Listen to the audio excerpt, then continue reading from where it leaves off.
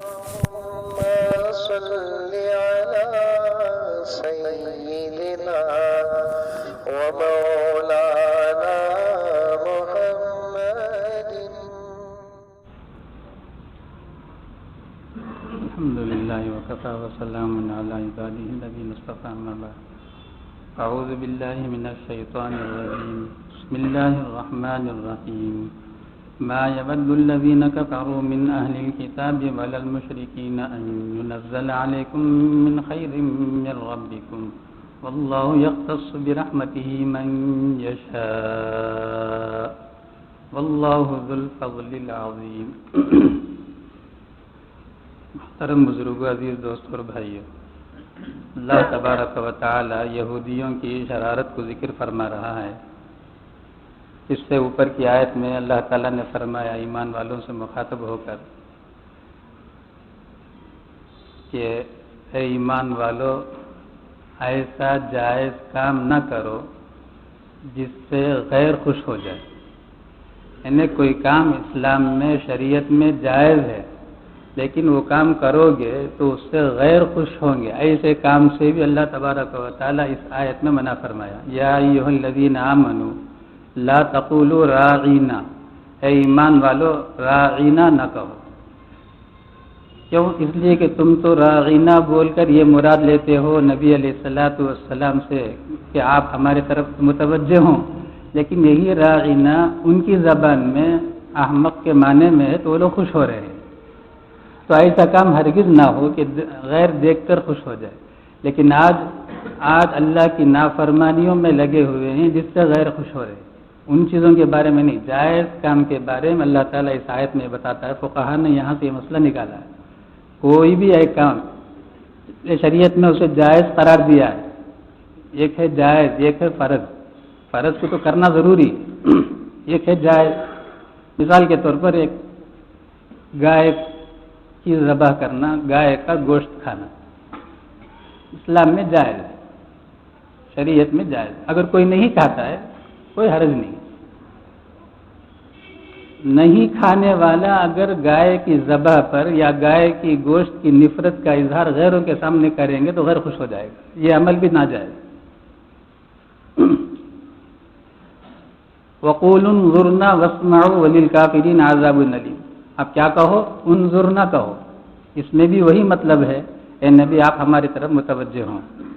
اور ایسا کیوں کرتے ہو کہ نبی کو تم پھر سے تکلیف دیتے ہو؟ پہلے ہی سے تم متوجہ ہو کر خوب غور سے سنو. وَاسْمَعُوا وَلِلْكَافِرِينَ عَذَابٌ أَلِيمٌ. کفار کے لیے دردناک عذاب ہے.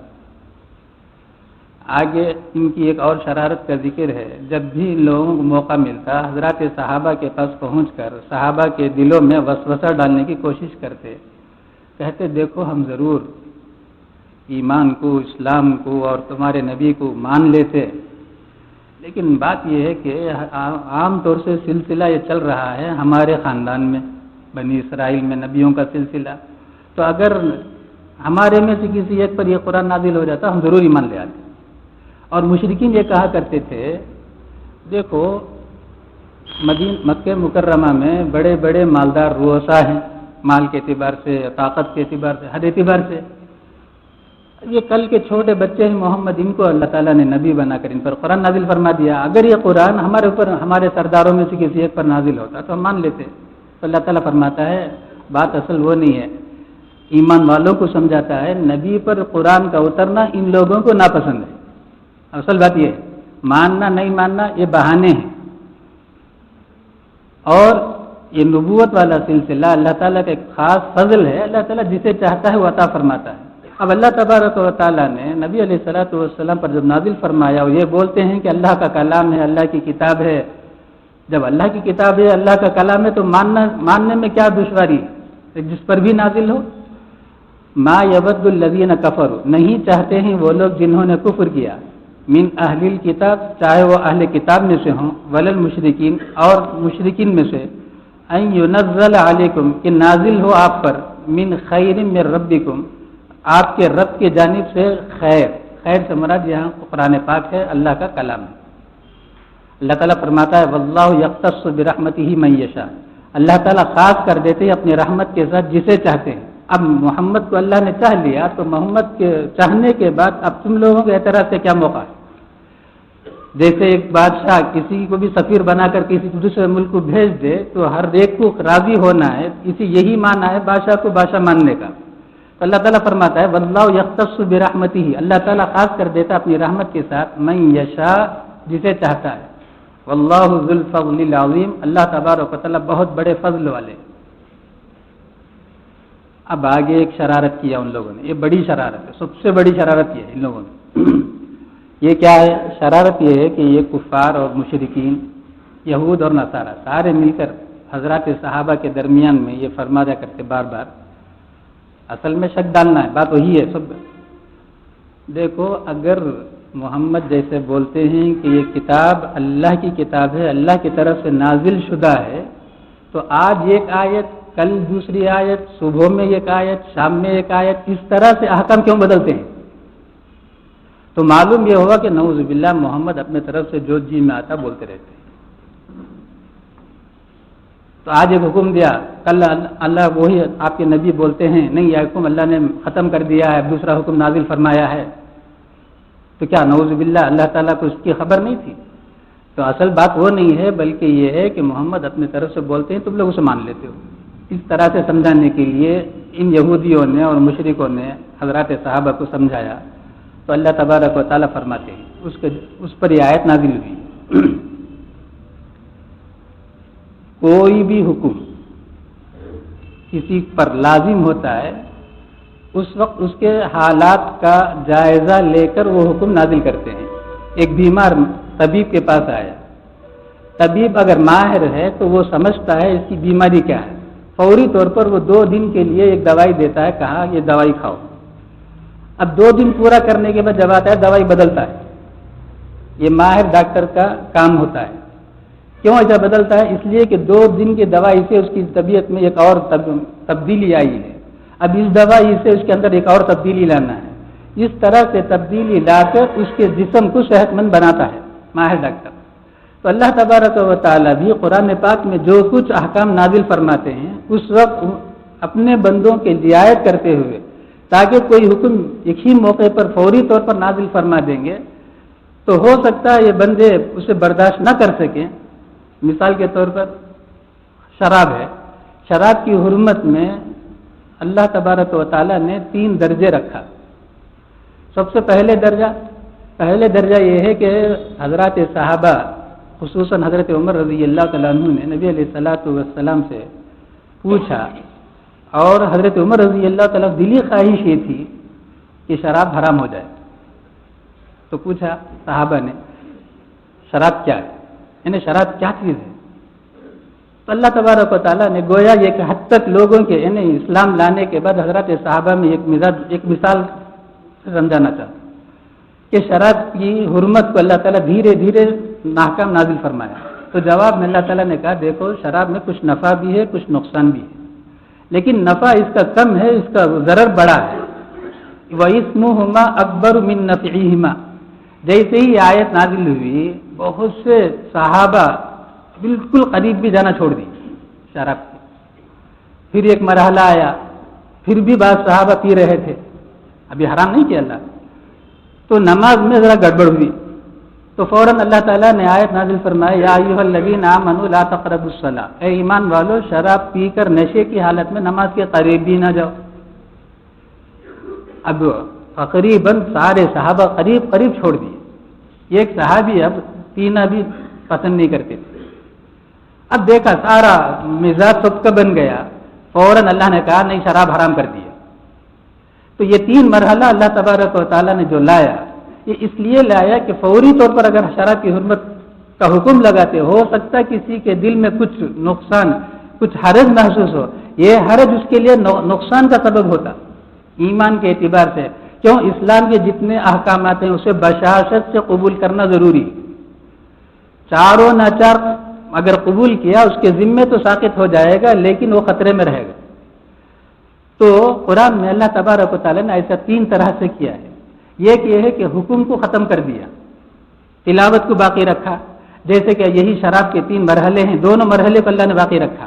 اب یا ایھا الذین آمنوا لا تقربوا الصلاۃ وانتم سکارا، آیت تو باقی ہے، پڑھی جائے گی، لیکن حکم باقی نہیں ہے۔ کیا معنی ہو؟ اس کا حکم کیا ہے؟ اس کا حکم یہ ہے کہ شراب پی کر نشہ اگر باہر ہے تو نماز کے قریب نہ ہو، یہ حکم اب باقی نہیں، حکم تو ختم ہو گیا۔ ایسے ہی شروع میں جس کا یعنی ایک آدمی مر جائے، اس کی بیوی 1 سال عدت پوری کرے، پارے 2 میں سیقول میں وہ آیت اب بھی باقی ہے، لیکن اللہ تعالیٰ نے چند دنوں کے بعد کہا کہ نہیں، 4 مہینہ 10 دن عورت اپنے آپ کو عدت میں روکے رکھے، اس کے بعد وہ آزاد ہو جائے گی، اب چاہے تو وہ دوسرے سے نکاح کر سکتی ہے۔ تو عدت کا جو حکم پہلے تھا 1 سال والا، وہ آیت اب بھی باقی ہے۔ والذین یتوفون منکم ویذرون ازواجا وصیۃ لازواجہم متاعا الی الحول غیر اخراج۔ تو یہ 1 سال والی مدت اللہ تبارک و تعالیٰ نے پہلے رکھا، بعد میں اللہ تعالیٰ نے کہا نہیں۔ ایک تو صورت یہ ہے، اسی طرح لکم دینکم ولی دین، یہ اس آیت کا کیا مطلب ہے؟ تم اپنا کام کرو، میں اپنا کام کرتا ہوں، تمہارے لیے تمہارا دین ہے، میرے لیے میرا دین ہے۔ یہ حکم منسوخ، اب کسی کو یہ حکم نہیں ہے کہ ہر ایک اپنا عمل کرتا رہے، بلکہ ہر ایک ذمہ دار ہے دوسرے کو ٹوکے۔ امر بالمعروف نہی عن المنکر فرض عین ہے، جیسا نماز فرض عین ہے، نماز ہی کی طرح، روزے ہی کی طرح امر بالمعروف اور نہی عن المنکر فرض عین ہے، ہر بالغ مرد عورت پر ہے۔ ہاں، اس کا درجہ الگ الگ ہے، 3 قسم کے درجے ہیں، جس کو اللہ کے رسول صلی اللہ علیہ وسلم نے فرمایا من رأى منکرا فلیغیرہ بیدہ۔ اب تمہارے میں 3 طرح کے لوگ ہوں گے کہ تمہارے ماتحت میں بہت سے لوگ ہوں گے جنہیں تم برائی سے اپنے طاقت کے بل بوتے پر روک سکتے ہو، تو ایسے لوگوں کے لیے ہاتھ سے روکنا فرض ہے۔ اب ہاتھ سے نہیں روک سکتے ہیں، بہت سے وہ ہیں جو ہاتھ سے نہیں روک سکتے ہیں، تو ایسی صورت میں زبان سے روکنا ضروری پڑ جائے گا، صرف زبان سے بول کر رک جاؤ۔ اب ایک درجہ وہ ہے زبان سے بھی نہیں بول سکتے، من رأى منکرا فلیغیرہ بیدہ ومن لم یستطع فبلسانہ ومن لم یستطع، اور تم میں بعض وہ لوگ وہ ہوں گے زبان سے بھی نہیں روک سکتے ہیں، اب کیا کریں گے؟ فبقلبہ، دل سے روکیں گے۔ عام طور سے اس کا ترجمہ ہم یہ سنتے ہیں، برابر سنتے ہیں، صحیح ہے کہ اس عمل کو ہم دل سے برا سمجھیں، نہیں، یہاں تک نہیں ہے اس کا مطلب۔ اس کا مطلب یہ ہے کہ دل سے اس کے حق میں دعا کریں کہ جو برائی میں مبتلا ہے اسے نہ ہاتھ سے روک سکتے ہیں نہ زبان سے روک سکتے ہیں، تو ہر مومن بندہ مرد اور عورت پر یہ لازم ہے کہ اس کے حق میں انتہائی وہ جذبہ لے کر جو نبی علیہ الصلوۃ والسلام کا جذبہ تھا، اس جذبے کے ساتھ اس کے حق میں دعا کریں۔ وہ بقلبہ کا یہ مطلب ہے کہ دل سے اسے دعا کریں، اے پروردگار یہ جو نافرمانی مبتلا ہے تو اسے توفیق عطا فرمائے اعمال کی۔ تو یہ 3 درجے ہیں، یہ امر بالمعروف نہی عن المنکر۔ تو اللہ تبارک و تعالیٰ اس طرح سے اب لکم دینکم ولی دین، تلاوت تو باقی ہے۔ دوسری صورت یہ ہے کہ اس کی تلاوت تو ختم ہو گئی ہے لیکن حکم باقی ہے، جیسے الشیخ والشیخۃ اذا زنیا فرجموها نکالا من اللہ واللہ عزیز حکیم۔ شادی شدہ مرد شادی شدہ عورت اگر زنا کر لے تو انہیں تم پتھر سے مار مار کے ہلاک کرو، یہ لوگوں کے لیے عبرت ہے، اور اللہ تبارک و تعالیٰ زبردست ہے، جو چاہے حکم دے سکتا ہے۔ یہ آیت تھی پہلے، لیکن اللہ نے آیت کی تلاوت کو منسوخ کر دیا، کہا کہ ابھی تلاوت نہیں کی جائے گی، لیکن حکم کو بیائی باقی رکھا کہ آج بھی اگر کوئی شادی شدہ مرد یا شادی شدہ عورت اگر زنا کر لیں گے تو ان کے لیے حکم یہی ہے کہ انہیں پتھر سے مار مار کے ہلاک کیا جائے، یہ دنیا کی سزا ہے۔ اگر اس دنیا کی سزا کو بشاشت سے قبول کر لے تو زنا سے جو گناہ ہوا اللہ میں اسے معاف کر دیں گے، بشاشت سے اسے بھی قبول کرنا ہے۔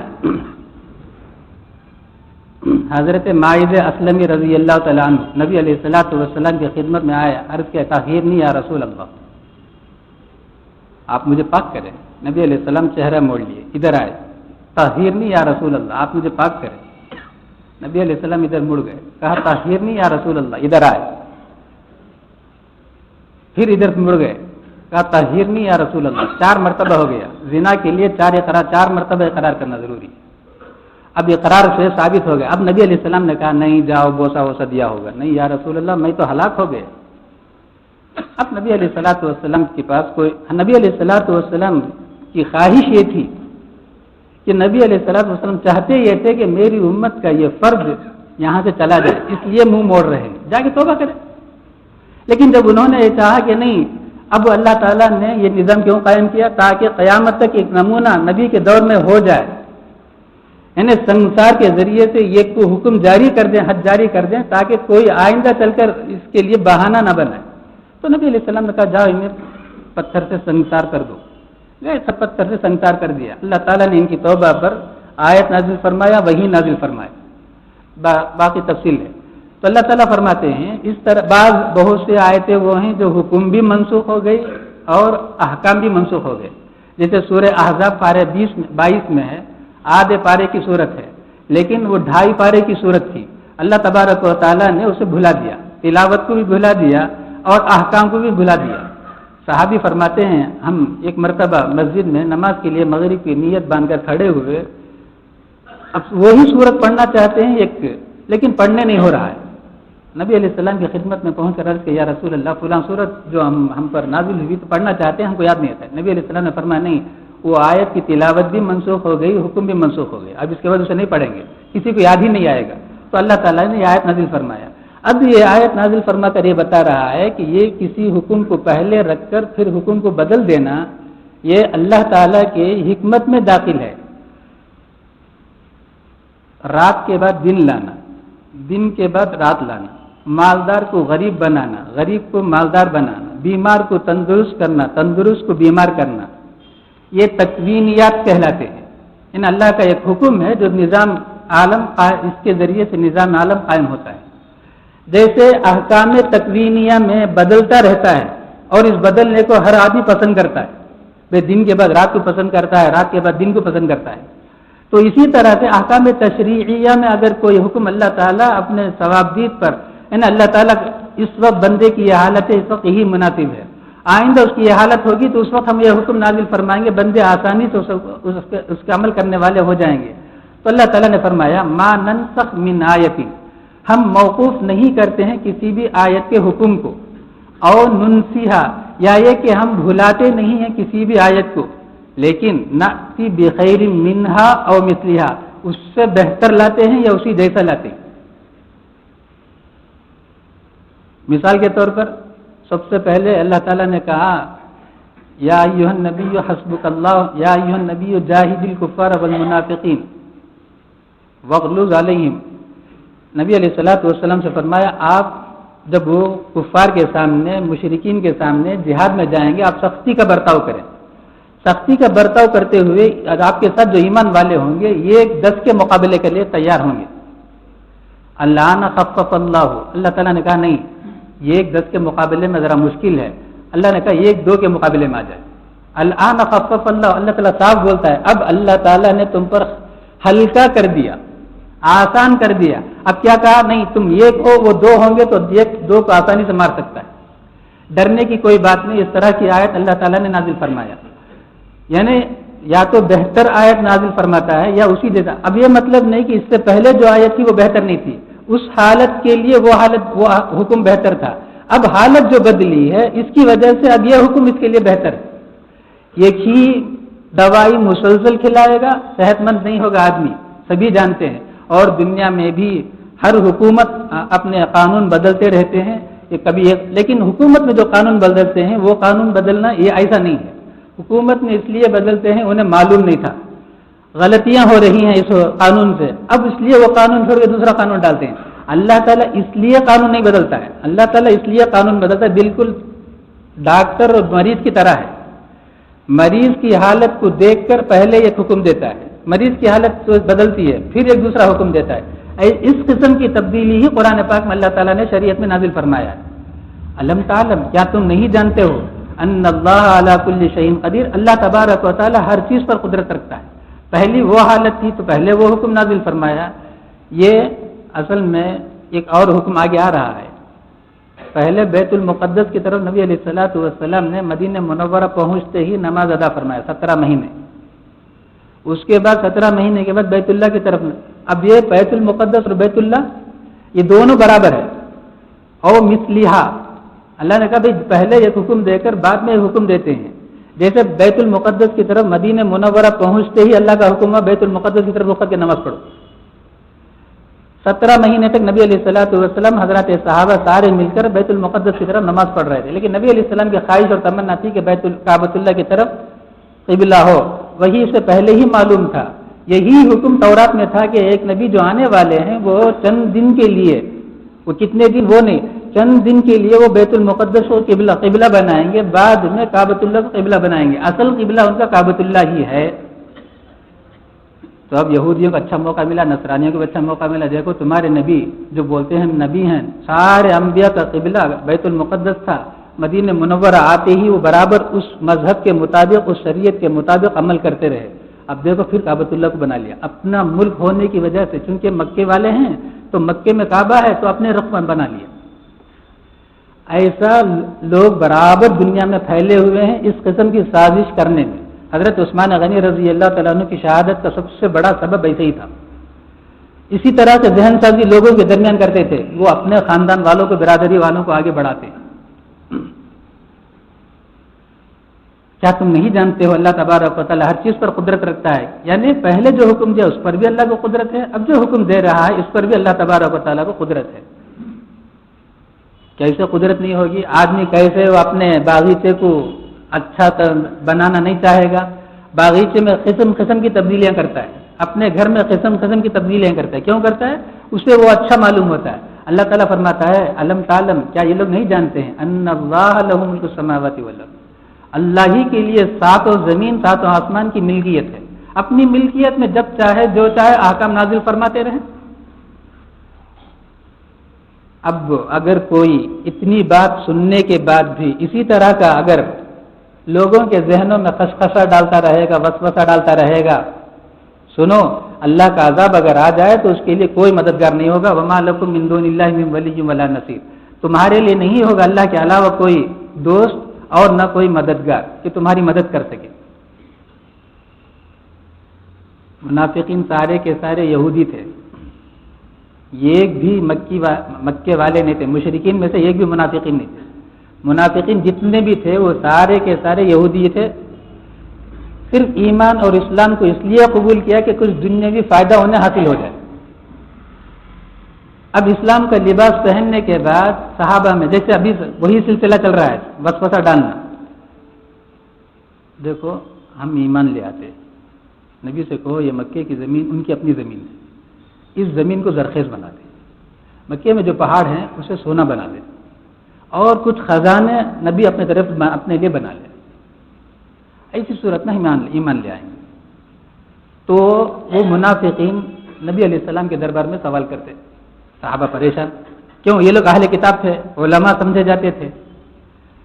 ایک مرتبہ تو انہوں نے کہا کہ اللہ تعالیٰ ہمارے سامنے آئے یا فرشتے ہمارے سامنے آئے، آ کر یہ کہے کہ آپ اللہ کے نبی، تب مانیں گے۔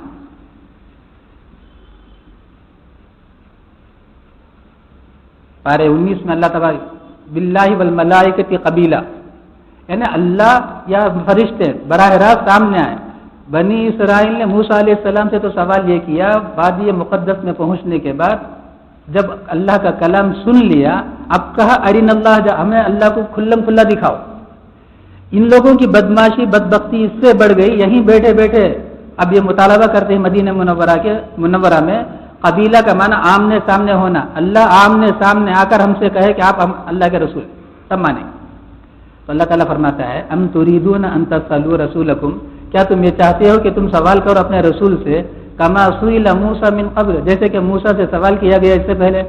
موسیٰ علیہ السلام سے بے تکا سوالات بنی اسرائیل نے جیسے کیا، کبھی تو کہا اجعل لنا آلہا کما لہم آلہہ، اے پروردگار، اے موسیٰ ہمارے لیے ایک معبود آپ بنائیں، جیسے کہ بت پرستوں کے پاس معبودوں کی کثرت ہے، ویسے آپ ایک مجسمہ معبود بنا کر ایک بت ہمیں دے دیں تاکہ ہم ان کی پرستش کریں، نعوذ باللہ۔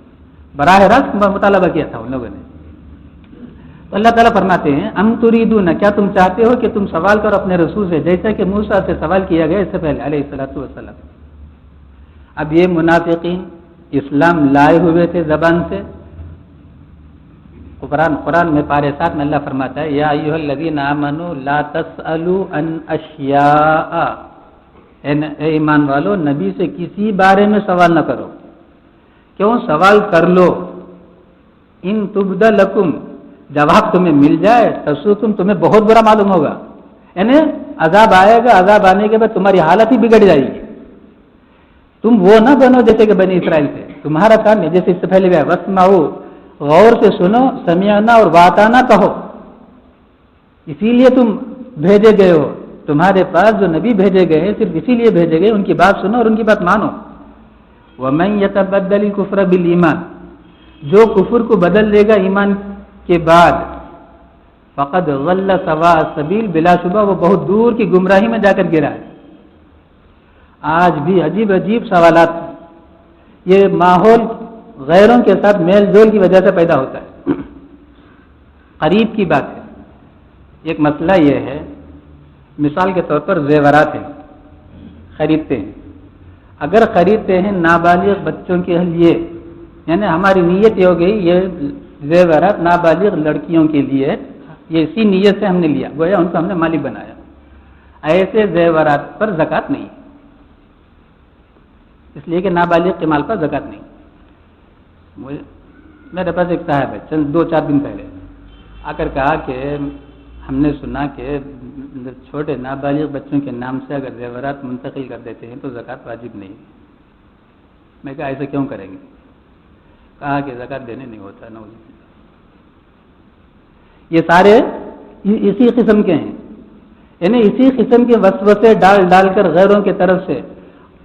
میں کہا کرتا ہوں اللہ تبارک و تعالیٰ قرآن پاک میں زکوٰۃ کا جہاں مسئلہ بیان فرمایا، زکوٰۃ دو یا خیرات کرو، ہر جگہ اللہ ایک بات اہتمام سے کہتا ہے جو کچھ ہم نے دیا ہے اس میں سے دو. اب ہم یہ سمجھتے وہ ہمارا ہے، اب ہم کیسے دیں؟ بعض پوچھتے یہ ہیں کہ پرانا جو قیمت میں خرید ہیں کیا اس قیمت سے ادا کرنا ہے؟ یعنی زکوٰۃ کے بارے میں ایسے ماحول میں، وشارم جیسے ماحول میں اس قسم کے خیالات والے بھی پیدا ہو رہے ہیں. اب اس کے بعد انہوں نے کہا مجھے ایک صاحب نے یہ مشورہ دیا. تب یہ مشورہ دیا کا مطلب کیا؟ اس قسم کی حرکتیں ہو رہی ہیں. فقہا نے لکھا ہے ایک مسئلہ، مثال کے طور پر ایک آدمی کے پاس زیور ہے، یعنی عورت کے پاس زیور ہے، سال پورا ہونے پر زکوٰۃ ادا کرنا ہے. فتاوی عالمگیری میں، فتاوی شافعی میں سب میں مسئلہ لکھا ہے. سال پورا ہونے 5 دن باقی ہے، پورے زیورات کو کہا ہے شوہر سے تم اب اس کے مالک ہو. اب زکوٰۃ اس پر سے ساقط ہوگی. اگر یقیناً یہ اس کے بعد ہمیشہ کے لیے مالک رہے گا تو یقیناً اس سے زکوٰۃ ساقط ہو جائے گی، زکوٰۃ دینے کی ضرورت نہیں. لیکن اس کے بعد اب اس کے پاس آنے کے بعد 1 ہفتہ 1 مہینہ پہلے اپنے زیورات کو بیوی کے پاس دے کر کہتا ہے کہ اب تم اس کے مالک ہو. کفر کا اندیشہ.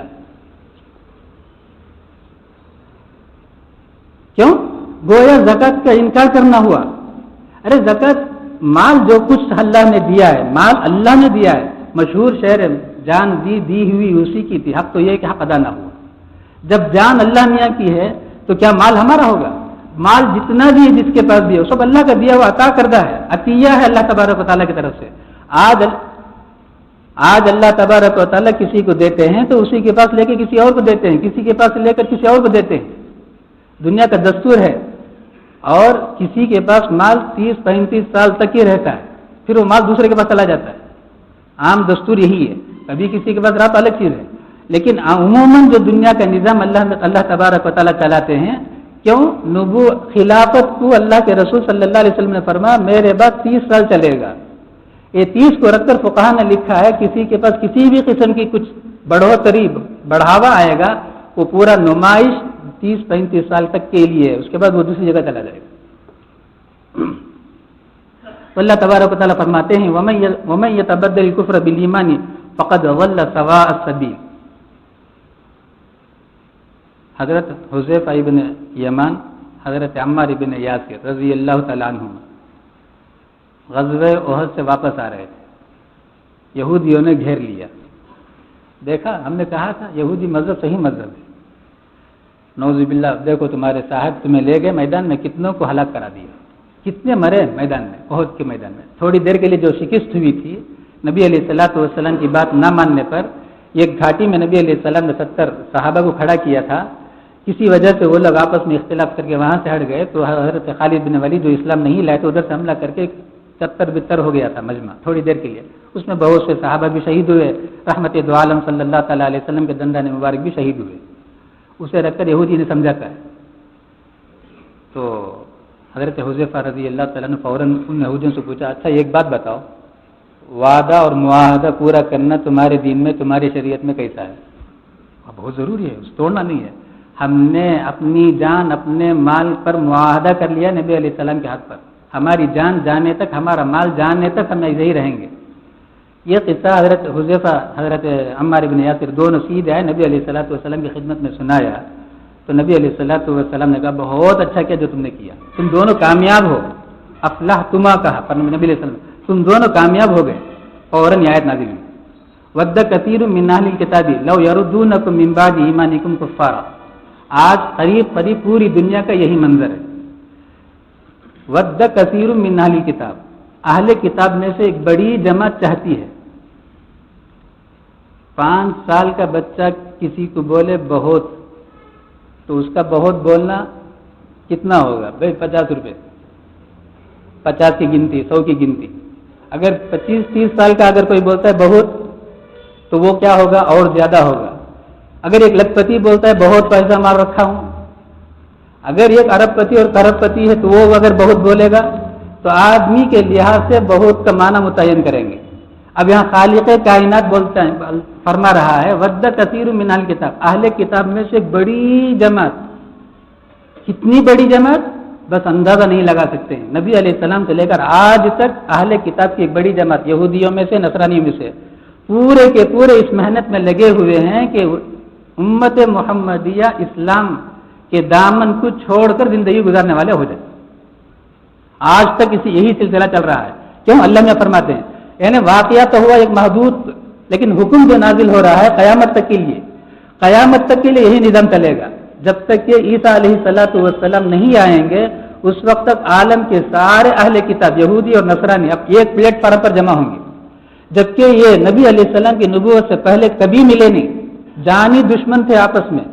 لیکن اللہ تعالیٰ فرماتا ہے ود کثیر من اہل الکتاب, اہل کتاب میں سے ایک بڑی جماعت چاہتے ہیں لو یردونکم من بعد ایمانکم کفارا, کہ تم کو لوٹا دیں تمہارے ایمان لانے کے بعد کفر کی حالت میں.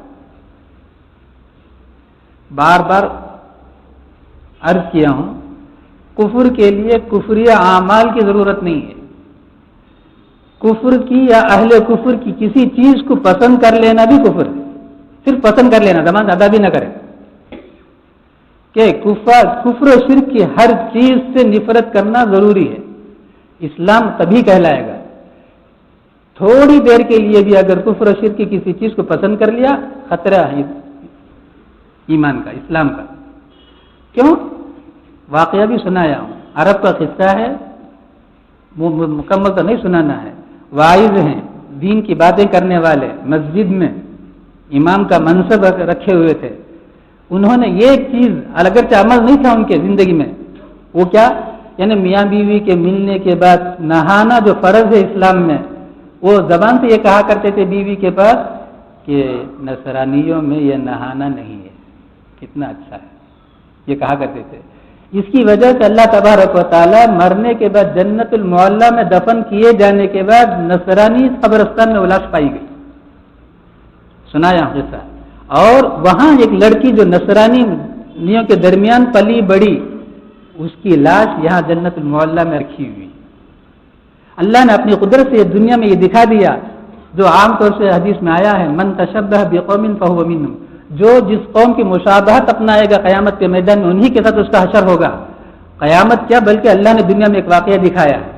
اور میں نے سنا ہے حرم شریف میں اسی قصے کو بار بار لوگ سناتے ہیں, وہاں کے جو مقررین ہوتے ہیں اس قصے کو بار بار سناتے ہیں.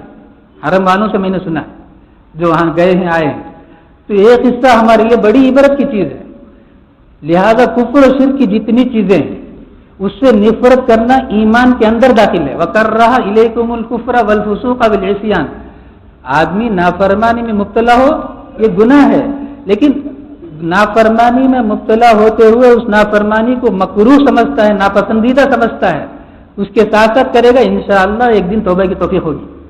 نہیں اسے اچھا سمجھ کر کرے گا, یا کرتا نہیں ہے لیکن اچھا سمجھے گا, تب بھی ایمان کا خطرہ ہے. بہت مشکل ہے ایمان پر خاتمہ ہونا, کیوں؟ کفر کی پسندیدگی اللہ تبارک و تعالیٰ کو بہت ناپسند ہے.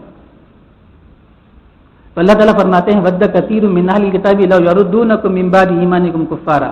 ایسا کیوں؟ حسدا من عند انفسہم من بعد ما تبین لهم الحق. حسد کی وجہ سے جو ان کے جی میں جوش مار رہا ہے. یہاں عند انفسہم کا مفسرین نے ترجمہ یہی کیا ہے، وہ حسد جو ان کے دلوں میں جوش مارتا ہے، یعنی ان کو رہنے نہیں دیتا ہے، کسی نہ کسی طریقے سے نعوذ باللہ نبی کے خلاف، اسلام کے خلاف، قرآن کے خلاف لوگوں کو ابھارے، یہ ان کے اندر جوش مارتا ہے. من بعد، یہ نہیں کہ ابھی ان کے سامنے حق نہیں تھا، حق ان کے سامنے آیا نہیں، ایسی بات نہیں. من بعد ما تبین لهم الحق، بعد اس سے کہ ان کے لیے حق واضح ہو چکا ہے، ان کے سامنے حق واضح ہونے کے بعد یہ لوگ ایسا کرتے ہیں. یہود کا حسد صرف اسلام نبی علیہ الصلوۃ والسلام پر نہیں ہے، ان کا حسد تو حضرت ہارون علیہ الصلوۃ والسلام پر بھی. حضرت موسیٰ علیہ السلام کے بڑے بھائی ہیں حضرت ہارون علیہ الصلوۃ والسلام، حضرت موسیٰ علیہ السلام کے ساتھ ساتھ رہے ہیں. عہد عتیق ان کے ہاں آج بھی ایک کتاب مقدس سمجھی جاتی ہے، اس کتاب میں لکھا ہوا ہے، آج بھی ہے وہ، کہ یہودیوں نے یعنی بنی اسرائیل نے ہارون سے حسد کیا. اور عہد جدید ایک کتاب ان کی ہے، اور ایک کتاب اس میں ان لوگوں نے کیا ہے کہ حسد کی وجہ سے انہوں نے ہنڈوں کو جمع کر کے شہر میں فساد برپا کیا. حسد کیا؟ حضرت موسیٰ علیہ الصلوۃ والسلام کی بات مان کر جو چل رہے ہیں، اس حسد سے جل کر آج بھی ان کی مقدس کتاب میں یہ حسد لکھا ہوا ہے. یہ حسد ان کا کوئی آج کی چیز نہیں ہے، ان کے آبائی گویا ان کی فطری چیز ہے، ان کے دلوں میں. حسد من عند انفسہم من بعد ما تبین لهم الحق. اب اللہ تبارک و تعالی حضرات صحابہ کرام رضوان اللہ تعالی علیہم اجمعین سے فرما رہا ہے، ابھی مدینہ منورہ میں آؤ، جیسے کہ عہد کا قصہ ہے، سن 3 ہجری کا ہے، ابھی آئے ہیں حضرات صحابہ مدینہ منورہ، ابھی قدم جمے بھی نہیں. اس لیے اللہ تعالیٰ فرماتا ہے اب یہ یہودیوں سے چھیڑنے کی کوئی ضرورت نہیں. یہ جو کچھ کرتے ہیں، جو کچھ تمہیں سناتے ہیں، تمہیں جو تکلیف پہنچاتے ہیں، اسے معاف کر دیں. معاف کر دیں فقط نہیں، وَاسْفَحُوا، اسے بھلا دیں، اسے ذہن میں بھی نہ لائیں. کیوں ذہن میں لاؤ گے؟ تمہارا ذہن میں بار بار وہ دوڑے گا تو ان کی نفرت بیٹھے گی. نفرت بیٹھنے کے بعد تم ان کو بدلہ لینے کی فکر کرو گے. اب بدلہ نہیں لینے وقت نہیں ہے. وہ گھر کے دشمن ہیں، آستین کے سانپ ہیں، وہ مارے آستین ہیں. اب ان کا وقت نہیں ہے، ان کا وقت ابھی آنے والا ہے. 2 سال کے بعد آیا وقت ان کا. تو ابھی تم انتظار کرو. یہاں وہ یہودی جو اسلام کے دشمن ہیں، ان کی طرف سے جو اذیت پہنچ رہی ہے، اللہ تبارک و تعالیٰ صحابہ سے فرما رہے ہیں فاعفوا واصفحوا. جب ہم میں آپس میں ہماری برادری میں کوئی بات ہوتی ہے تو یہ حکم ہمارے لیے کتنی تاکیدی ہوگی، یعنی معاف کرنا اور درگزر کرنا. واصفحوا کا معنی یہ ہے کہ جو برائی جو کیا ہے اس کا خیال بھی دل میں نہ گزرے، یہ مطلب ہے واصفحوا کا. فاعفوا کے اندر درگزر کرو، معاف کر دو. معاف کرنے کے بعد دل میں رکھو نہیں، دل میں بھی نہیں رکھنا. 10 سال کے بعد اسے نہیں گنانا ہے، 10 سال کے بعد بھی اس جرم کو اس کے سامنے نہیں گنانا ہے. تبھی جا کر واصفحوا کے معنی پر عمل ہوگا. فاعفوا واصفحوا حتی یأتی اللہ بامرہ، یہاں تک کہ اللہ تبارک و تعالیٰ کا حکم آ جائے، یعنی جہاد کا حکم آ جائے. ان اللہ علی کل شیء قدیر. اللہ تبارک و تعالیٰ یعنی اب صحابہ کرام جوش میں ہیں، آپ ہمیں اجازت دیں، ہم ان کو سب کو ختم کر دیں گے. اللہ نے کہا نہیں، اللہ تعالیٰ بے بس نہیں ہے، بے خبر نہیں ہے. یعنی یہ مت سمجھو اللہ میں کوئی خبر نہیں ہے اور اللہ میں اس وقت بے بس ہیں، یہ مت سمجھو. ان اللہ علی کل شیء قدیر. اللہ تبارک و تعالیٰ کو ہر چیز پر قدرت ہے.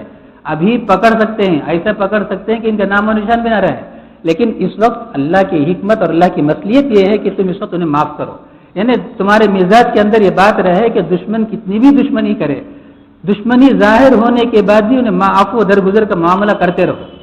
دعا فرمائے اللہ تبارک و تعالی ہم سب کو سنا عمل کی توفیق عطا فرمائے. الحمدللہ رب العالمین. اللهم صل علی سیدنا و شفیعنا و نبینا و مولانا محمد و بارک وسلم. ربنا ظلمنا انفسنا وإن لم تغفر لنا وترحمنا لنكونن من الخاسرين. اللهم فقهنا في الدين وعلمنا القرآن الحكيم. اللهم فقهنا في الدين وعلمنا القرآن الحكيم. اللهم فقهنا في الدين وعلمنا القرآن الحكيم. صلى الله تعالى على خير خلقه محمد وآله وأصحابه أجمعين برحمتك يا أرحم الراحمين والحمد لله رب العالمين.